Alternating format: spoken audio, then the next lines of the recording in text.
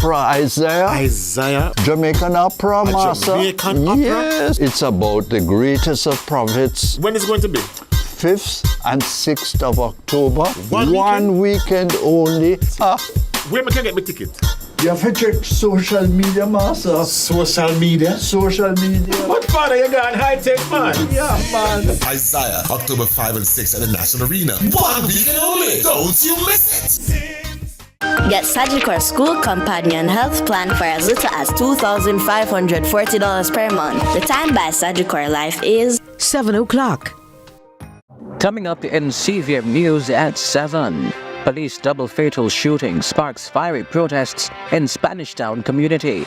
And St. Catherine residents demand better roads and running water. Also, Prime Minister Andrew Holness addresses UN General Assembly's 79th Summit of the Future. And in sports, Radish Roman rides 5-timer at Jimenez Park.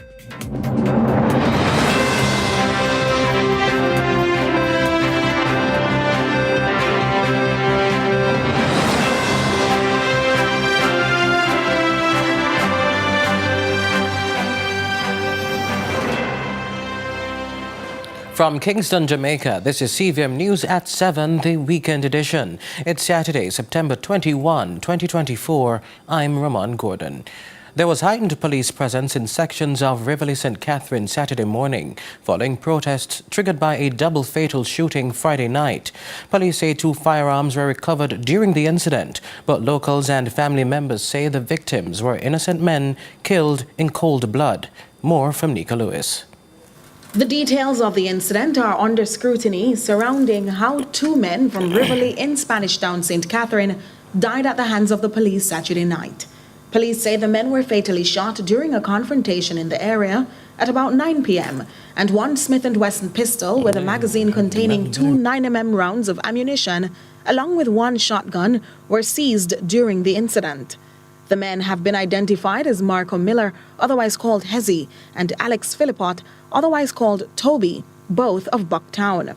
It's understood that the incident was reported to the Inspectorate of Professional Standards Oversight Bureau IPROBE and the Independent Commission of Investigations INDICOM. But the grandmother of one of the victims is imploring the police to tell the truth about what really unfolded. You come for somebody, and if you not get who you come for, them a kill innocent people. And them a talk about some grandson him right hand man, bad man right hand. And my grandson a public service in work with that when they ain't getting certified sitting them.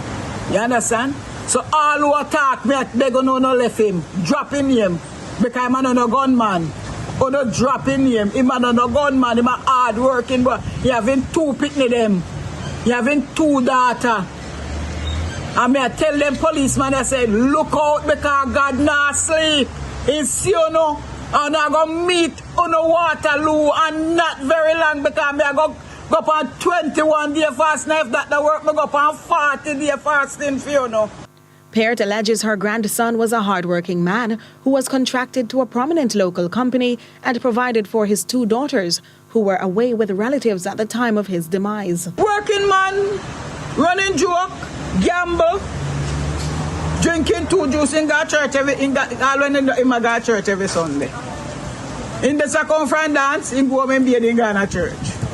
Yeah, also he's a Christian as well. Him baptized, but he kind of turned back, but he not left in church. You understand? Him not left it. Him still going to church. Him and he look at that church 24/7, but through him now, him for go away. Him say him daughter that country and grandmother from summer, him send her a country for stay the grandmother come out go away.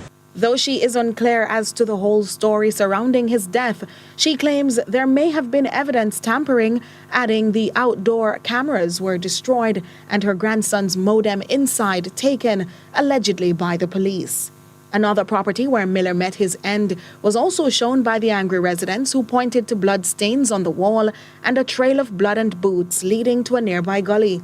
However, their bone of contention rests with the death of Philippot. So want justice. You understand? And 2 policemen come and box up a little boy them round there. Say them for move debris and the little boy them not put nothing in a road. You understand?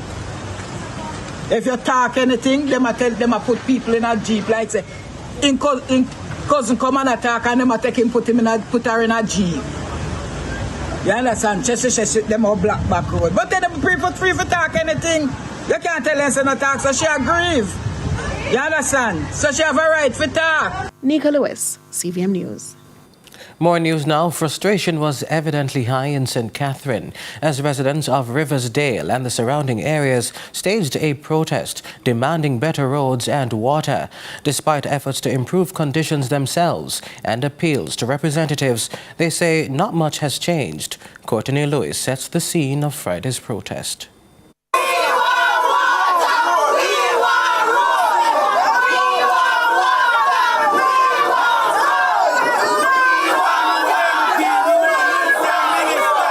The bout of unrest in northeast St. Catherine is centered around residents' discontent with their road conditions and alleged inconsistent water supply.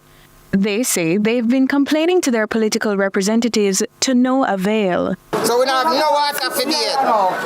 None in a pipe, none in a yard. We can't stand up on the shower and water dropping our head. I don't the water we bathe with. Because we are growing like pan and a come back and we body the same water. I don't think you around here. We don't have no MP, we don't have no councillor, we don't have no prime minister. All we have, bad road, no water, no good infrastructure for nobody around here. So we are suffering. You hear me I say? Some residents tried to maintain the roadways on their own, using cement to prevent further damage to their vehicles. But that proved futile, as they have been left to contend with more potholes and bumpy roads soon after. PNP caretaker Andreen Higgins, who led the charge, says the people have dealt with these issues for 40 years. Our farmers can't take their goods to the market. The taxi men under pressure, because as them drive them taxi from here to there, them have to spend thousands of dollars on front-end parts. Our students, the regular commuters, everybody is under pressure where the road is concerned. However, JLP Councillor Robert Grandison of the Troja Division maintains the incumbent MP, Carencia Morrison, has been hard at work. The contract to build the water project from Royal Magna to Riversdale was awarded. It was put to tender for the pumping station, tender for the station to bring the water into Riversdale, and also for the pipeline. We are doing a lot, and recently, coming up shortly, the Spark program will take care of all of these roads. So I understand the complaints, and it is true. We are working hard to represent people of this community. He was, however, quickly met with opposition from the residents, who contend there has been little transparency between them and their elected officials. Conditionalized system, I tell you, it's wicked. It's wicked, man. It's wicked, man. It's wicked, man. For a place like this where make Prime Minister sit down in a chair and make MP sit down in a chair, it's wicked, man. It's wicked, man. Yeah, man, we need some, you know, no, man, we need for change, man. Courteney Lewis for CVM News. In other news now, the government's housing program is expected to benefit all Jamaicans. The program recently gifted a house to a St. Mary native who is visually impaired. As our reporter Trisha Gay Kelly tells us, the recipient was beaming with gratitude.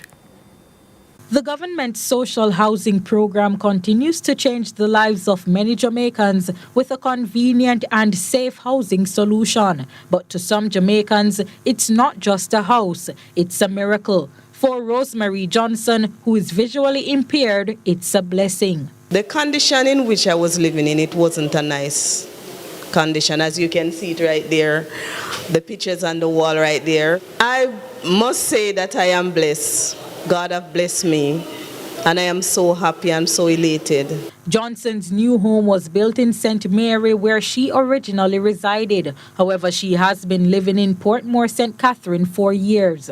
The new home owner is confident she will have no issue living in her home parish once more. I'm happy because of my family all around, and my cousins, they live right up there, and it's just a stone throw away. And if Johnson desires to extend the structure, she's allowed to do so once the necessary protocol is followed. Prime Minister Andrew Holness explains all beneficiaries are required to do is contact the social housing program team. The house is designed in a specific way. Yes. We took great care in doing the engineering and doing the soil testing. Yes. So we can't do anything to the house for which the foundation does not support. Okay, sir. So you want to be sure that the new social housing program can advise you as to what we can do with the house. The new social housing program was established in 2018 and continues to change the lives of Jamaicans across all parishes.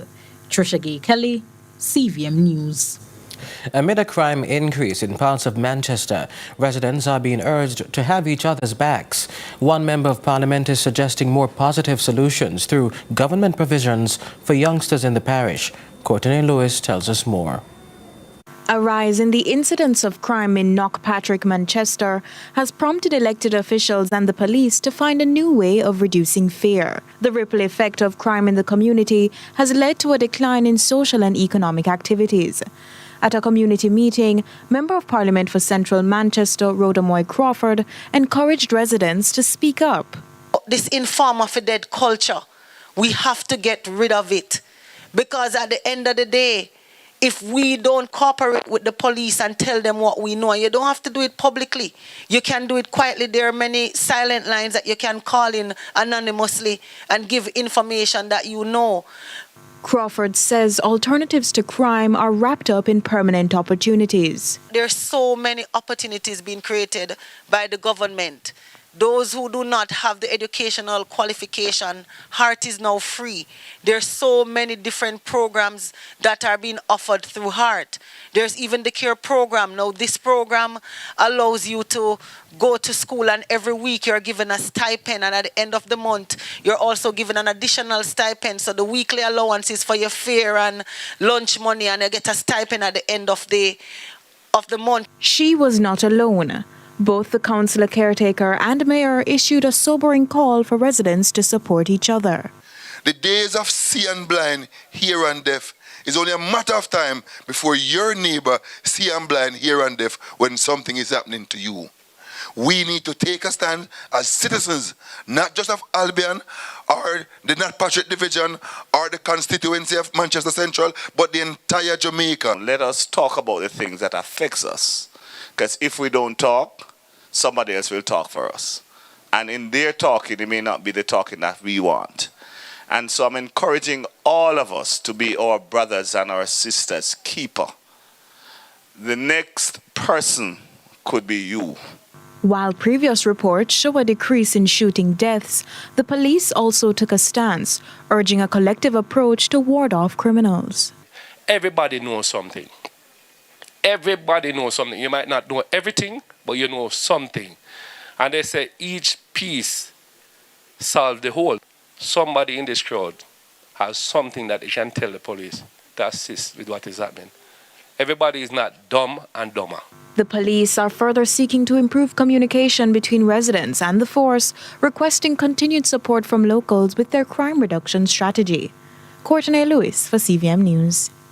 With the healthcare system undergoing continuous reforms, the Health Ministry has launched Operation Refresh in St. Thomas in a bid to care with dignity for locals. Our reporter Adrian Williams has more. Operation Refresh, aimed at enhancing primary medical facilities, got underway at the Port Morant and Arcadia Health Centres in St. Thomas. Minister of Health, Dr. Christopher Tufton, led a team of health officials in the first set of ribbon-cutting ceremonies for the program, noting real patient care is more than just a new structure. If we're to achieve transformation, we're going to have to deliver care with a much more sensitive and delicate human touch. What that means is that we're going to have to treat our patients in a way where they feel welcome when they come into the facility. The minister announced that there will be a significant restructuring of personnel in the healthcare system. We have added over 1,500 new permanent posts for nurses, over 1,200 new permanent posts for doctors. And as it relates to primary health care, health centers like this one, most are going to be given more nurses and doctors to provide more services at the community level, more than ever before. Dr. Tufton emphasizes that the program is geared towards alleviating the burden of all levels of health facilities in the island. And the real objective behind this is to ensure that we enhance the quality of our health centers, our primary health care facilities, the waiting areas, air conditioning, bathroom facilities, kitchen for staff, and give a sense of pride and dignity to those who use those facilities. And then hopefully out of that, with some training, we can enhance the quality of customer service. Adrian Williams for CVM News. The Missionaries of the Poor have been dedicated to serving Jamaica's less fortunate for years. The group is headed by clergyman Father Richard Holong. CVM News caught up with him at the launch of his latest production, Isaiah. The Missionaries of the Poor has been focused on outreach to the poor and indigent from 1981 till now. With its founding roots in Kingston, Jamaica, the group was formed as Brothers of the Poor by noted Jamaican priest and public figure Father Richard Holong.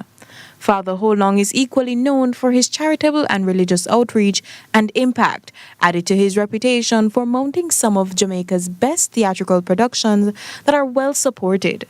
The proceeds from the production have been used to support the mission and works of the Missionaries of the Poor here in Jamaica. This year, the Father Holong and friends will be mounting Isaiah. Father Holong explains the reason for the choice. Isaiah is the greatest of all prophets. He was a man of truth and integrity, and at the same time he was a great poet. Great poet who wrote beautiful verses, even wrote beautiful songs. And he wrote 800 years later on that there will be one called Emmanuel, who is Christ the Lord. So he's known as a marvelous poet, a visionary, one who called for justice for the poor and asked that the leadership in countries should consider justice for all men. And the proceeds from this year's production? Homeless and destitute who live with us need food, basic food, clothing, need medication. We need to pay the light bills, the water bills. We need to take care of the brothers who regard them as their own brothers, and sisters, our sisters. They regard them as their own mothers and sisters. So we want to have family for people who are totally without family, without anyone taking care of them. And this is the function of the brothers and the sisters. The 85-year-old priest reflects on his years of service and reveals what has brought him the most fulfillment. The music, I think, is part of me. It's generated from so many songs that I hear in the middle of the night, for instance. Melodies, and melodies that carry with them lyrics. I want to talk about life. I want to talk about people who have lost their way, their vision in life. I want people to know that there is a wonderful God and a wonderful ministry that will bring everybody joy and happiness. So what's next for Father Richard Holong? Will he be slowing down? Keep on going. Keep on encouraging people. Go to the centers.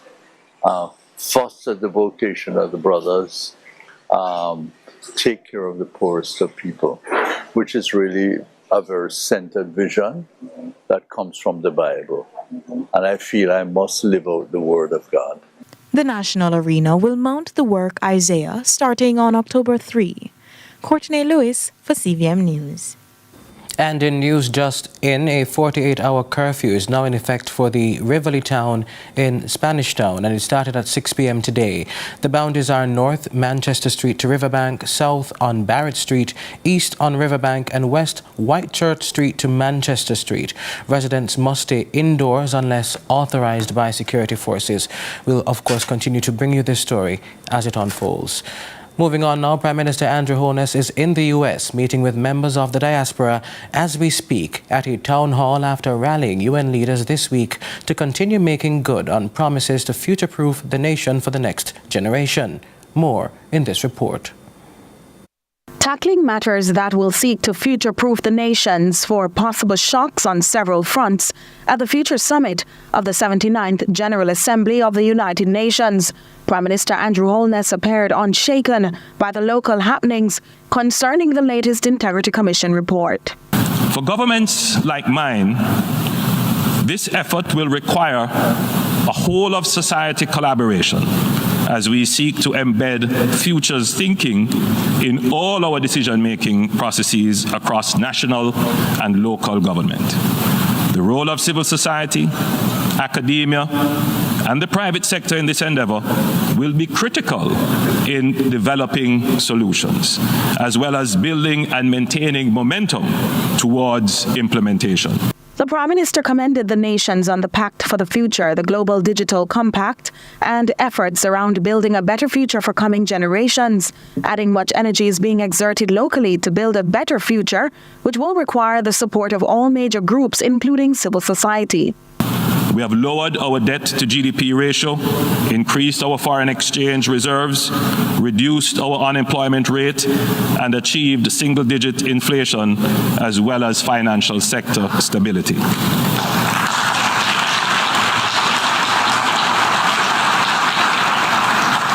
This has allowed us to increase investment in sustainable and smart infrastructure, building for the future while taking account of changing demographic trends. Prime Minister Holness says the government is well aware of the capacity limitations of developing states to deal with the multidimensional challenges currently faced. Climate change, debt sustainability, economic stability, access to financing for development, global shocks, among others. Technology and knowledge transfer must therefore be facilitated, including through mutually agreed arrangements. The international financial institutions must be reformed to provide the necessary access to financing as the means of implementation. The multilateral system, with the UN at its core, must be equipped to provide opportunities for developing and sharing best practices. The international event runs from September 20 to 27 and will allow an opportunity for the Prime Minister to also meet with the Jamaicans in the diaspora via a town hall Saturday evening in New York. Neika Lewis, CVM News. Let's see what's happening elsewhere now with regional and international news. We begin with the news in the region. In Trinidad and Tobago, President Christine Kangaloo has called on youth to rise above the challenges of cynicism and doubt. The president was the feature speaker at the 28th National Youth Awards on Thursday. Here's TTT News. I believe that our country has more talent per capita than any other country in the world. The gifts with which our people have been bestowed can sometimes be difficult to appreciate when adversity strikes. But it is tremendously important that we do not allow ourselves to become overwhelmed by the negativity that sometimes surrounds us. Minister of Youth Development and National Service Foster Cummings applauded the work of the award nominees. It is inspiring to see that the efforts you have committed to have brought you here. Whether your work involves converting crisis into opportunity, such as the threat of sargassum seaweed being researched for use in creating prosthetic legs for diabetic amputees, or supporting search and rescue efforts that reunite loved ones, or distributing eggs to those in need. Traffic congestion in Grenada is increasingly making daily commute a challenge, driven by a significant rise in registered vehicles and inadequate road infrastructure. More from GBN. Commuting to work for 8 a.m. and returning home at 4 p.m. is increasingly challenging due to persistent traffic issues affecting motorists in Grenada. Traffic department officials attribute this mainly to the surge in the number of vehicles on the roads.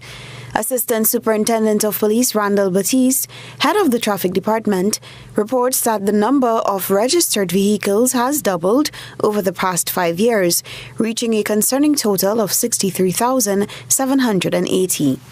We have seen a rapid increase in terms of vehicle ownership on island. And just to give you the figure as of today in terms of the amount of vehicles registered in the state of Grenada, Carriacou and Petit Martinique, 63,780 vehicles. And we have a population based on the last census of 120,000. 5 to 10 years ago, we was in the range of between 30 to 35,000. In international news, lawyers representing 37 women who say they were raped or sexually assaulted by Mohammed Al-Fayed say he was a monster and sexual predator whose behavior was enabled by Harrods, the luxury London department store he owned until 2010. Detail.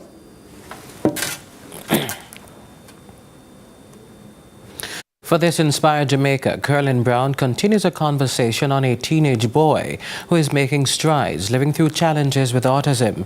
He's among thousands of Jamaican students who resumed school last week, with many more, except for those institutions severely impacted by Beryl, expected to resume island-wide this week. Reach out and touch somebody's hand. Make this world a better place. Port Royal is one of those famous Jamaican spots where you go to reflect on history. Children even go there on school trips. And you know, families pass through just to lime or eat fish. That's what I'm talking about, families just hanging out. And can I tell you something about that family? The little girl in the pictures behind us there you just saw, we met her when she was 1 year old. And one of the interesting things about Inspire Jamaica is our commitment to do follow-ups on our families. So we want to check in on this little girl who we met when she was, like I said, only 1 year old. Now, there are several reasons why Demoya Mendez is being carried like a baby. So she born with a weird bone deficiency called tibial hemimelia. No, she can't walk, but she's a very, very busy little princess. She run behind her sisters and brothers, and she's full of life. She inspires me every day. Did they explain what resulted in this rare condition? All right, so she was a twin, so I think they were saying that lack of space can cause it. We flipped through the Inspire Jamaica files and found some of the first images of Demoya and how the parents said goodbye to her late twin sister, Devoya. So she died 10 days in, and then Demoya was very, very sick after she lost her sister, and they even gave her 3 days to live. And you know, so she fight, and we finally bring her home. During those first 2 months of her life in hospital, the family became more familiar with the tibia or shin bone, and the defect detected in only about 1 out of every 1 million birds. In some cases, the tibia is shorter than usual, or as it is with Demoya, the tibia is totally missing. And there's more. She have condition called radial club hands, where the hand is bent at the wrist, and it kind of affect her fingers. Where you can see her thumb, it's a little smaller than the rest. And it's for both hands? Both hands, but the left hand is more severe. Is that something they intend to deal with also when we're saying when she gets to go away? Yes, definitely. It's part of the treatment. She's 3, but not yet in school because there's so many things that has to be done. I know one of the things we spoke about was her trying to go overseas. Any luck with that? Yes, so we reach out to the Shriners Hospital, and we've been dialoguing with them ever since. Her case is at the second phase, where we have to submit some documents to the board for them to make a final decision.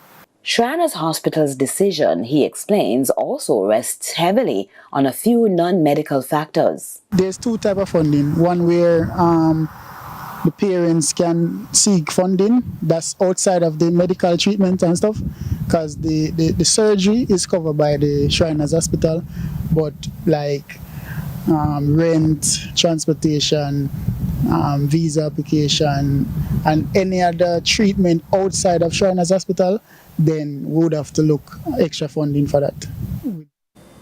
Time for a break. Sports is next.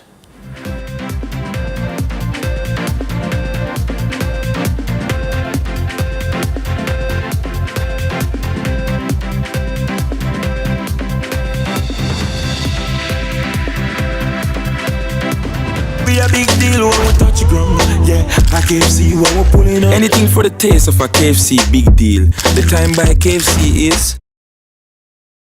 Me, I go show them my way of justice. I'm abused. I need legal advice. I don't deserve this. The truth of the matter is, justice there for all of it. The Ministry of Justice has trained more than 5,600 persons in restorative justice practices. More than 200,000 victims have been supported by the victim services. Legal aid has reached thousands island-wide. Make we talk it out, not fight it out. Call 888 Justice today.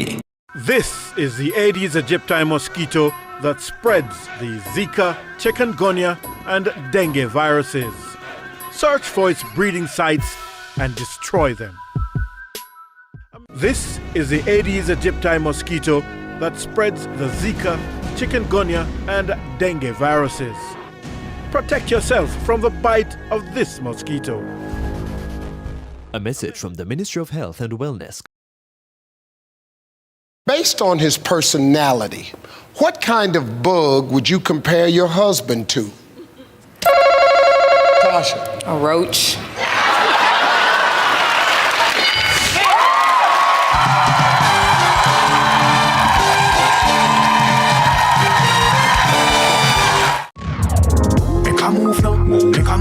Hi everyone, my name is Kurt Dunn. Greetings from Kelly's Kelly Yoga. Hey, it's Travin Morrison, and I am your National Physical Activity Specialist. And it's time to make a move. Jamaica, let's get moving again. Season 2 of the Ministry of Health and Wellness Jamaica Move series is here. Join us Wednesdays at 5 a.m. and Saturdays at 8 a.m. right here on CVM TV.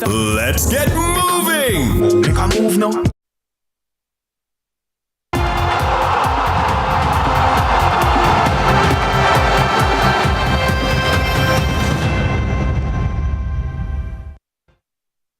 I'm Ronaldo Adams, and we begin at the track. Radish Roman highlighted Saturday's race card at Caymanas Park. The title-chasing jockey won 5 of the 9 races, including the day's big event. We have more in this report from Angela Melville. The title-chasing Roman got things going in the day's second race aboard Unbelievable Force for Hall of Fame trainer Philip Fiani. Coming to the furlong pole, it's Unbelievable Force and the Sneaky Fox Radish Roman in the second. They'll not be stopped. I can tell you that for sure. Unbelievable Force in front and going on to win by maybe 5 lengths. Victor Williams' Faith Downey in race 6 provided Roman with his second. Maya trying to come forward, but it's Faith Downey and the Sneaky Fox, second winner on the card for him. Roman completed his 3-timer in race 7 astride Ricardo Matthews' Pack Plays. The American-bred 3-year-old Pack Plays was making his debut at Caymanas Park. Pack plays out in front under a snug wrap, having a lot in hand. This Pack plays and turns her home with a clear advantage. Stepping just off the rail, Money Monster is against it in the red and black. Perfect Brew races in the center, but Pack plays. The rider has a look under his arm, and it's Pack plays now asked to open up once again as the rider becomes a busy man inside the final furlong. It is Pack plays. Radish Roman, he has 2. He's looking for 3, and Pack plays, unless there's an act of God to stop him, will not lose the 7th. Pack plays, an impressive winner by double digits. Roman's 4th came in the day's feature, the second running of the $1.4 million Thunderbird Trophy, aboard Philip Fiani's Major Danger. But this sensational move, the rider having a peep in his mirrors as they leave the 3, leads up by 3 lengths. Major Danger now sent in pursuit.